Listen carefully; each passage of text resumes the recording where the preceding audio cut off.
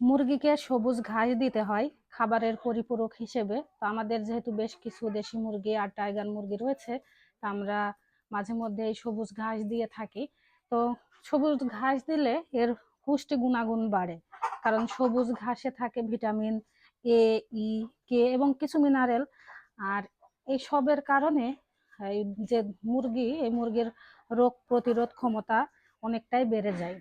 আবার ডিমের মান ভালো হয়। ডিমের কুসুম অনেক সময় ঘাস না খাওয়ালে দেখা যায় একটু সাদাটে ভাব হয়, সেটা আর হয় না, অনেকটা হলুদ রঙের হয়ে যায়।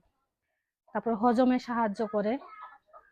আর সব থেকে গুরুত্বপূর্ণ, যারা আমরা আটকে মুরগি পুষি তাদের তো খাবার বেশি প্রয়োজন হয়, দেশি মুরগির জন্য হোক বা যে কোনো মুরগির জন্য হোক।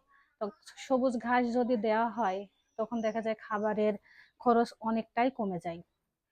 আর দেশি মুরগি সবসময় কোনো কিছু খোঁজাখুঁজি করে, মানে পা দিয়ে আঁচড়ে খেতে পছন্দ করে, যার কারণে সবুজ ঘাস দিলে এদের স্বাভাবিক যে একটা আচরণ সেটা সম্পূর্ণ বজায় থাকে।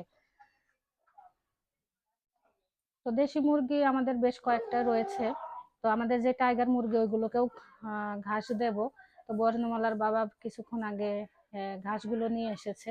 মাঠে বিভিন্ন ধরনের ঘাস পাওয়া যায়, সব রকমের ঘাসই মোটামুটি ওরা খায়, কোনোটা বেশি কোনোটা কম।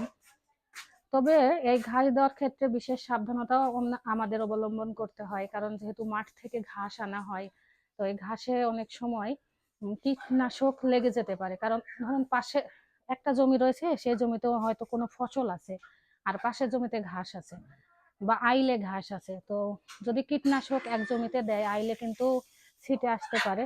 তো কীটনাশক যদি ঘাসে থাকে, সেই ঘাস খাওয়ালে তো অবশ্যই মুরগি মারা যেতে পারে বা বিভিন্ন সমস্যা হতে পারে।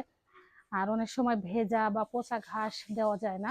আর শীতকালে সমস্যাটা বেশি হয় যে যদি শিশিরে ভেজা ঘাস থাকে, তখন সেই ঘাস খেলে মুরগি অনেকটা অসুস্থ হয়ে যায়।